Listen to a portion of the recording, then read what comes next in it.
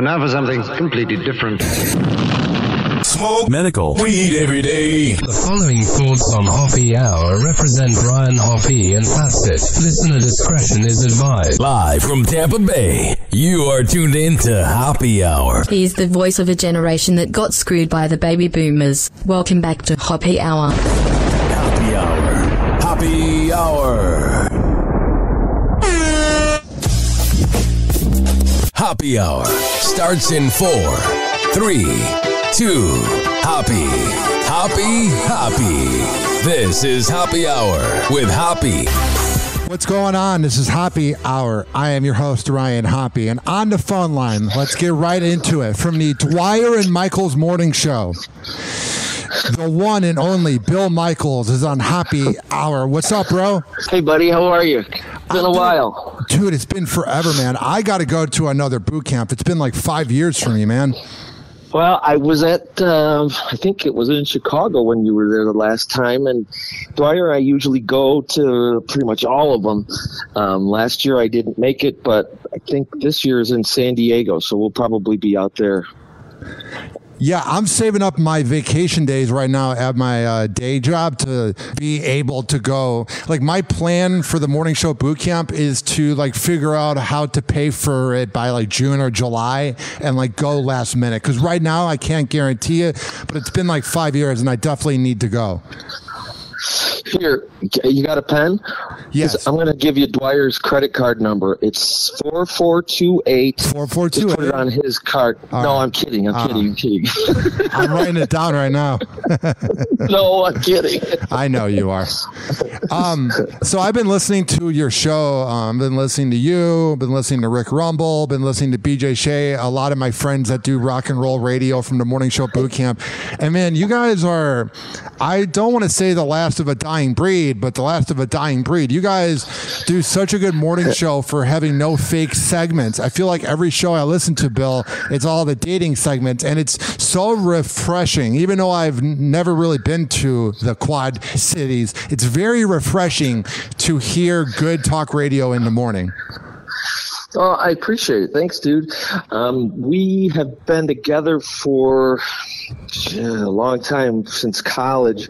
We started in 1989, so we worked in Peoria and then came to the Quad Cities and kind of ping-ponged all over the place, a couple stations back and forth here in town. So makes it somewhat easy to do when you have the familiarity with the area and your partner and things like that, you know.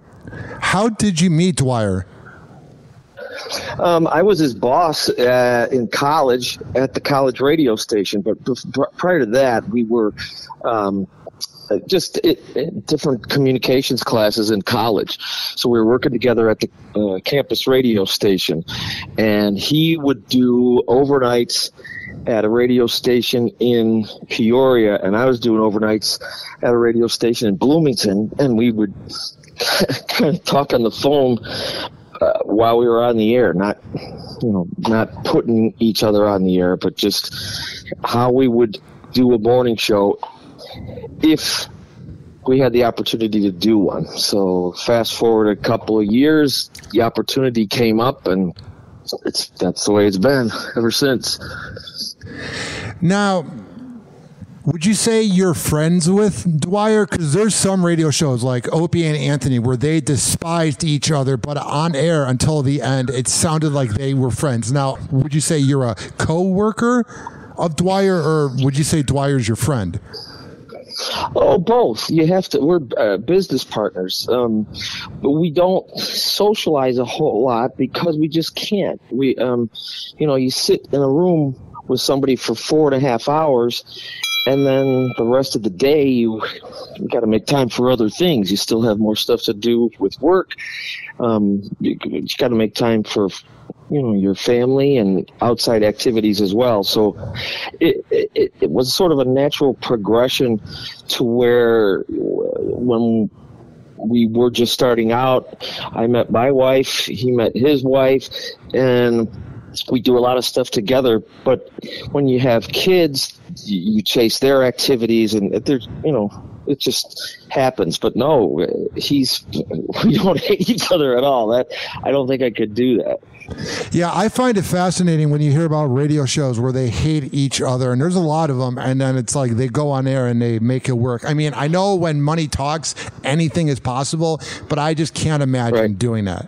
It sounds awful. No, there's better ways to spend your time. You know, we're only here on this planet for a limited amount, so you might as well surround yourself with people you like being with and doing something that you like to do.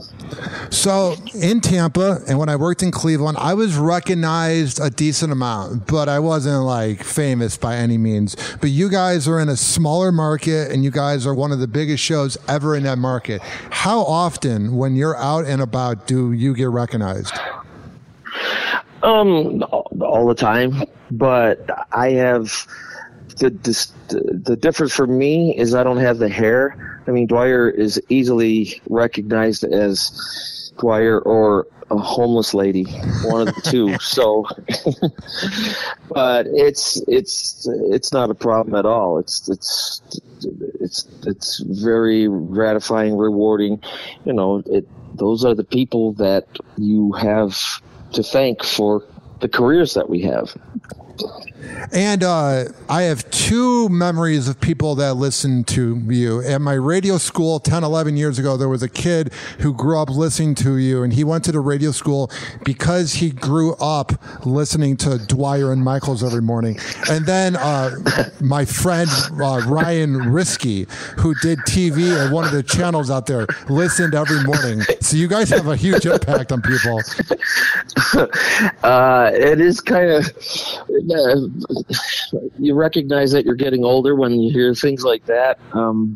Going back to what you said with where we met at boot camp, when we had a chance to talk to you the very first time, because we always considered ourselves just up and comers, just trying to learn, get better, whatever. And somebody asked a question, and they said, "Well, I never really thought about it, but I grew up listening to Dwyer and Michael, so that's." And Dwyer stood up and threw his notes in the air, and it's pretty cool. I hope that they made the right choice if they decided to get into radio because of us. But yeah, it's kind of nice. How does it feel, though, when people say that? Because I've told that to a few people from the morning show boot camp, and I won't say what their names are, and they'll talk about themselves for the biggest billboard on my show for 4 minutes in a row when I say that. So it's very refreshing to have someone like you who's been doing it for so long to have a humble answer to that. Oh, I appreciate it. I think it's part of who you are. You have to recognize how fortunate we are to do what we do. I mean, we're getting paid to talk, and the things that we used to when we were in school that would get us a detention or get suspended from school. Now it gets us paid. You know what I mean? So there's no reason to be arrogant. There's plenty of other occupations if you don't like people, if you don't want to entertain, if it's too much bother, but that's just different personality types. So those are the type of people who won't generally come on your show. You know what I mean? Who got you into radio? Who were some of the names that got you into wanting to go into this business? Well, we both grew up in Chicago, so going way back, I would listen to Larry Lujak and John Records Landecker, and then as I was a teen, certainly Steve Dahl, Jonathan Brandmeier, and those were the people who, you'd listen to and idolize, I guess. So started right there, and those were the people that kids would talk about in the hallways at school. So those were my roots right there. And the same with Dwyer. For as far as music personality, Sky Daniels was one of the coolest guys on the loop. Mitch Michaels was a great disc jockey, could talk up a record or had background information. And there were top 40 people as well, but those were the personality guys for me. Now, I'm a little bit younger than you, but I was in middle school when Johnny B did his second tour at 97.9 The Loop, and it was the same thing. There were a lot of classic rock heads that were in my class that would talk about him in the morning. So he even transitioned into my generation listening to Brandmeier, which shows how much of a legend he is. Absolutely. Well, he not only would do things on the radio, but when he had his band, when he did the Leisure Suits and he's doing concerts, that was a whole nother element of radio that had never been done, personality radio. And that whole era from the Loop, when you consider Kevin Matthews and Johnny B and the Leisure Suits and Steve Dahl and Teenage Radiation, that was the next extension to where you could do things off of the radio, outside of radio, and it was just fascinating. It was cool to be, when you consider that they were celebrities for only being on the radio for 4 hours a day. That was kind of what I thought was, you could go to work 4 hours a day, be a celebrity, turn it off, and be a regular person. Well, they somehow managed to make it, and in Brandmeier's case, it's not only radio, but he was doing television and music and everything. You know, he was in movies too, I believe. So what I want to ask you is, because of 97.9 The Loop having events, do you think that drew an influence on you and Dwyer having all of your events that you guys have? Oh, sure. We ripped them off left, right, and center. I'm not going to lie to you. What was Steve Dahl? Steve Dahl and Gary Meyer, they would do, gosh, I can't remember what it was called. They would do live shows like every Friday, I think. And we ripped that off and did the same thing at the Funny Bone. We call it Breakfast at the Bone, and have comedians and musicians, and people would stop by on their way to work. So that was a direct rip off from them. Who have been some of the best guests over the past years that you've had on your show? Who have been some of the most memorable moments? The people, more than celebrities. Celebrities are tough just because you never know what you're going to get. But when it's just ordinary people doing disordinary things, one of our favorite people to talk to every now and again, Don Gorski, he's a guy from Fond du Lac, Wisconsin, who eats nothing but Big Macs. That guy's always fun. Older people doing, what was the lady's? Some grandma who pulled a gun, and she's 80 years old, and she shot this burglar and took matters into her own hands. But Paul Stanley from Kiss was fun. We used to be pretty tight with Eddie Money before he passed away. But for the most part, it's just the regular people who we always say there's a story beyond the story, if that makes sense. Yeah. We're talking to these normal people that are in the news. So when we're not talking about this, what else do you do for a living? And he's like, oh, well, I invented blah, blah, blah, whatever it is. And you're like, no way. Why are we wasting time talking about you because you lassoed a pig in your backyard or whatever it is? Those are the good, most memorable ones that I can't remember off the top of my head, but the most fun ones are just the common people doing uncommon things. And I think that's what's led to you guys doing so well, is that you care about the everyday average Joe. Because I've worked with some radio guys where they begin pretty big and then they sign that massive deal and then they become this weird elitist where they forget that they were once an up-and-comer and an average Joe. And it feels like even though you guys are such a big deal, that you guys never forget where you came from. Well, I think our wives keep us grounded. Really? They remind us that, hey, superstar, take your shoes off before you walk into our house, please. It's when you work doing what we've done in the same place for as long as we have, that'll catch up to you pretty quick if that's your attitude. Become just community members as opposed. I hate thinking of me being any type of celebrity, and having kids too, because you want to be known as dad more than anything, or husband. Did you change your radio show with these two examples? Did your show change when you A, got married, and then B, when you had kids, or did you kind of do the same show? Oh no, it changed. It evolved all the time. That's another thing that came from the guys in Chicago, personality radio. You lived your lives on the radio. You're talking about different things. Before you had a wife, we're talking about where's the best place where do the women hang out. When you have a wife, well, what are the couples things that you do? It constantly evolves as your life evolves. Now, I've never been to the Quad, but what are some of the most underrated parts about it? What are some great parts about living there? Well, we have there's a cool music scene that happens here. There's a lot to do on the river in the summertime. I'm part of a competitive water skiing team. Dwyer's big into classic cars and things like that. So there's a lot of little hidden gems that we have here.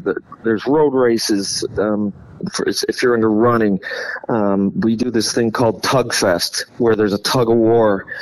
It's the only place in the world where they have with a huge rope, teams doing a tug of war across the Mississippi River. One team is on the Illinois side, another team on the Iowa side. They do, I think, a dozen different pulls with 24 teams, but things like that. It's just, we have minor league hockey that's huge here, and of course you've got the Hawkeyes and now Caitlin Clark with Hawkeye basketball, women's basketball. Those are, I could go on and on all day with with the things that, and we've been here so long, we take them for granted. You know what I mean? Now, how often do you go out and about during your free time, and how often do you just hang out at your house after the show? I'm home quite a bit. Could be, like I said earlier, just I become dad when I'm done. My oldest daughter's getting ready to be, she's getting married in July. Today, I'll tell you, I was working on my daughter's cover letter and resume. She's applying for a job at John Deere. And I do stuff with my son. If there's snow, we head up north and go snowmobiling, or drop the boat in and go water skiing. But out and about, I'm cutting back on going to concerts because my hearing is starting to go as I get older. So that's kind of a snapshot of life in my shoes after radio. Do you think you're hearing now? Because I just want to ask you some advice real quick, because I'm 30 and I noticed that my hearing, it's not going away, but I could tell it's not what it was 10 years ago. And I've been in radio 10 years. Would you say that maybe radio takes away the hearing? What? Would you say? Yeah, it does. Yes, it does. Yeah, because for 4 hours we're sitting there with headphones on 5 days a week, and I listen closely to all of the audio elements, commercials, music, guests, phones, everything, looking for technical glitches and things like that. So I tend to have it louder in my headphones. And then, when we were younger, we went to concerts. Every concert that came to town, we went to, either to work or just to go. So Dwyer wears hearing aids. I need hearing aids, I'm sure, but the tinnitus, I don't know anybody who works in radio that isn't experiencing it. So it's one of the job hazards. I have tinnitus. It's like this little thing in my ear. It's like when I lay my head on my bed, I can it's like not quiet. It's very off-putting. Yep. And as it gets worse, you'll find that now you'll pick places to go eat that aren't quite so loud. You become the old man that we are. Yeah, I mean, I'm turning 30 I turned 30 and I think about like my future. For example, like I've been boxing and swimming because I want to like be in good shape when I reach 50 and beyond, like now that my 20s are over, it feels like I need to be more responsible. Well, that's a good plan. I don't hit the gym I used to, but in the summertime, though, I mentioned that me and my kids, we are on this competitive water ski team, and that's enough to keep me, at least somewhat healthy. I can hit my physical, and I don't have to take any meds to keep cholesterol in check or any of that other stuff. But yeah, you got to look out for that. How often now, because you guys grew up or you guys are from Chicago, how often do you guys go back and visit? Occasionally. I'm actually going up here in a month or so to visit my folks. My mom and dad live in the far north suburbs. Dwyer's parents still live in Chicago, and he's there quite often, but several times a year. And I still have friends that are back in Chicago, but, occasionally, primarily though, we're here in town all the time. It's either work or if it's vacation. I have a place up in northern Wisconsin that I go to. Dwyer tends to go, his daughter lived in Arizona for a while. But I don't know, a couple times a season, I guess. It's weird. I moved out about 9 to 10 years ago, and every time I go back, I feel like I don't know the area anymore. It's sort of weird when you move and then go back. Yep. The high school that I grew up in, I was there for 4 years, but in my hometown, and my mom was a school teacher there, I couldn't find my way around the hallways. It had changed so much. The last time I was in there was for one of the class reunions or something like that. And yep, around town, everything changes. That's life anywhere. That's progress. I didn't go to my 10 year. I was in a Facebook group for some class video we did, and then they changed the class video group from 2012 to something about our graduation. And I was like, the first thing was they had it in a November in Illinois. I was like, not everybody lives in Illinois. Why not have it when it's warmer out? And then I was like, I haven't kept in touch with anybody. I'm like, why would I want to pretend to care? Yeah, well, there are people that will keep up with the people from your high school days through Facebook, and that's good enough. And there are people that you are lifelong friends with, and then there are some that you need to see for about an hour at a reunion. And then you've had enough of them because you'll go right back to your high school days. So there's nothing wrong with not going. Dwyer never goes to his, not once, not ever. I kind of like the idea of them seeing what I'm doing on social media, but like not going back. There's something nice about sort of just being hidden in Florida. I don't know. It might just be me in my head, but I feel like going back is like I don't want to say a weakness because I didn't really like high school, but I just feel like it sort of sets the precedent that that's beyond over. So where did you go to high school? I went to John Hersey High School in Arlington Heights, Illinois. Oh, okay. And you're in Florida now. I've been Tampa. here since. So how long have you been there? 2015. Okay. So almost 10 years. Yeah, it's crazy. And I don't have any plans to leave the area. I feel like how you guys feel about where you're at, it's how I feel about this area. Like, I'm not recognized as much, but like there's perks. Like I can get free pizza downtown, I can get free drinks. And like there's little things that my ego likes. I can go somewhere. I know like my thing, bro, because I'm single. What I do when I go on first dates, I know where to go where I'm going to get recognized so that the girl is like, oh my God, this is so cool.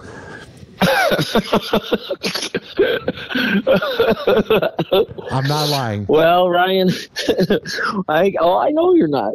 But as a guy who met his wife when we were in Peoria, that girl will get bored with that rather quickly, and it'll become annoying.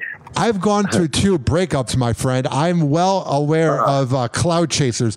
I have noticed that my best relationships have been people that don't care about radio. The ones that are the biggest fans of me are the ones to watch out for because they're a fan of what you do. I'm well aware. I've gone through heartbreak. I've learned my lesson. The ones that think it's so cool to get concert tickets and that, those are the ones you got to watch out for, bro. Absolutely. So where are you what you said you do, what's your day job?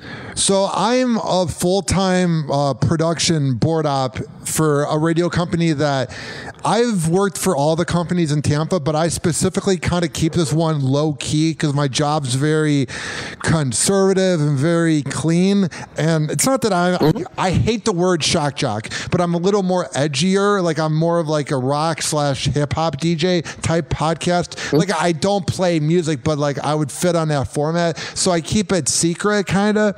But I worked at 102.5 The Bone for 7 years, and I just kind of had an existential crisis and was like, I don't want to be part-time for the rest of my life and to be a radio show's bitch. So then I did sports radio for 9 months, and then I did promotions for another company for about 6 months, and then I got this current job, which is my first full-time job in radio, which has been a blessing.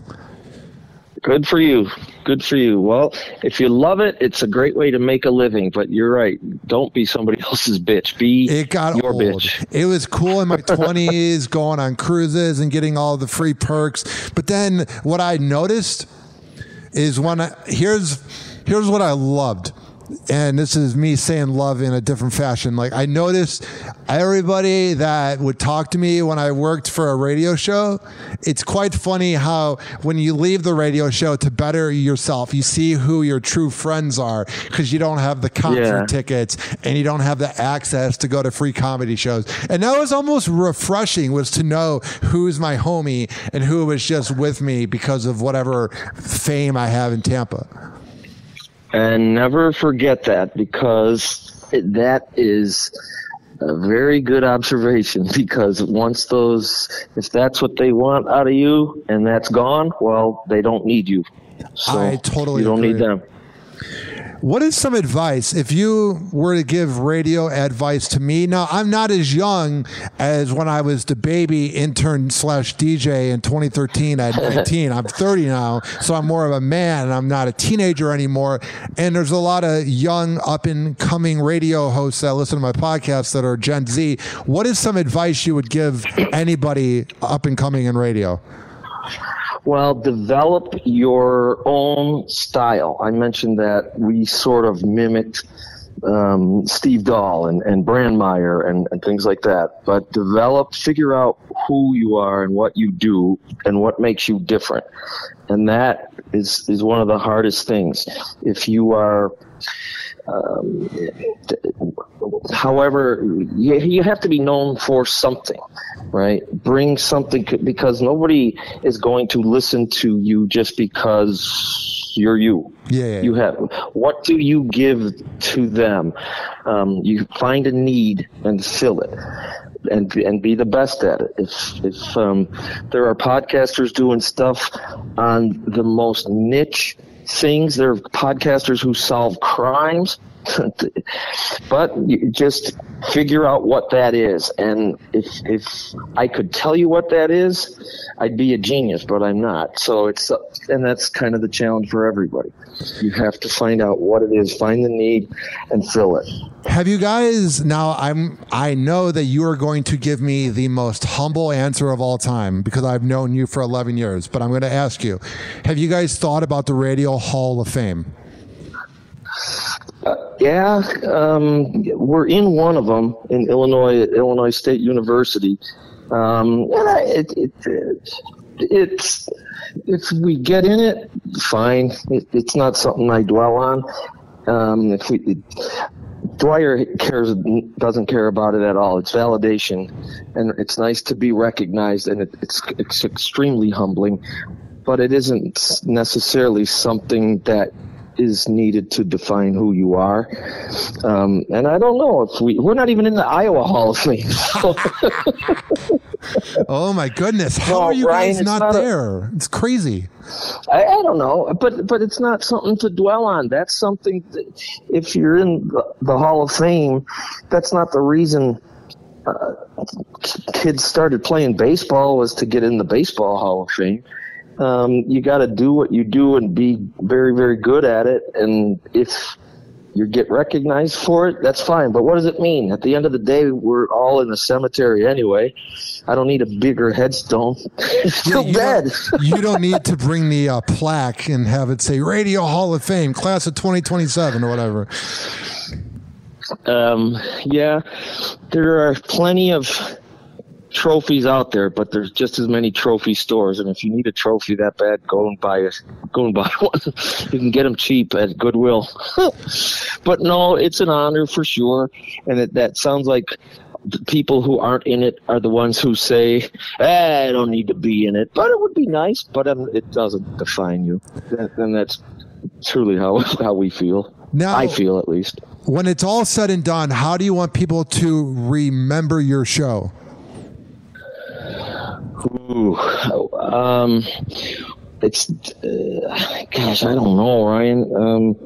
I don't know that they will remember our show. Wow. Hopefully, well, because that's whoever is the next. When we retire, that's kind of hard for the next person. You know, they're like measured compared to us. Well, we've been doing this for 30 years. It'll take several years before you are known for something, the next person, you know what I mean? How do I want us to be remembered? Hopefully just a couple of guys who got me through the morning, you know? They made me laugh, they made me cry, they started my day off, and that's good enough for me. Now, for people that are listening to my podcast and hearing about your show for the first time and they don't live in Illinois and Iowa, how can they check out your show each morning? Sure. Our flagship station is on 97X, and that's 97x.com, but you can get you can stream it through the app, but our website is 2dorks.com, the number 2 dorks, or TWO dorks. I'm glad you said that. Where did that 2 dorks thing come from? Okay. There was some listener when we were starting out who was just relentless. He would call us and, you know, what's wrong with you 2 dorks? You don't do this enough. You know what's wrong with you 2 dorks? You don't do that enough.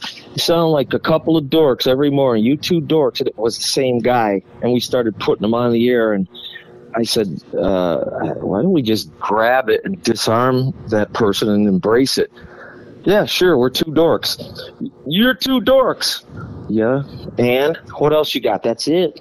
So, and it's kind of, it disarmed one person. And then the other critics as they came along. But I'll tell you, it works in that regards, but it's kind of lame to be known as 2 dorks when you're in your 50s, almost 60, you know? It seems like you guys being able to laugh at yourself has led to you guys doing so well.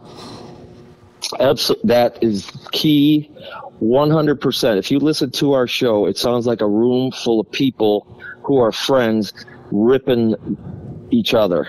You know what I mean?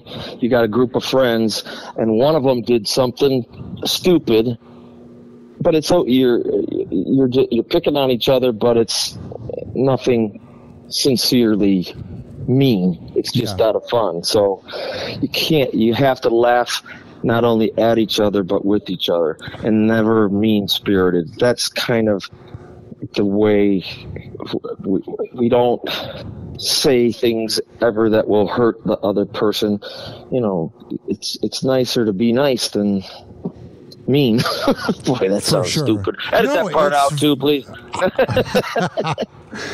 Well, it's been a lot of fun having you on the show. Time has flown. I can't believe it's been 36 minutes, but right now I'm going to say it at 36 minutes and 6 seconds in, I'm going to manifest a way for us to grab a beer at the Morning Show Boot Camp this year in San Diego. I appreciate it. And I will, you and I will be happy to make Dwyer buy for you and me. How's that? Yeah. Real quick, what's his credit card number again? Listen, Ryan, I remember you being that kid who was just like me and just like Dwyer. All you wanted to do was to work in radio.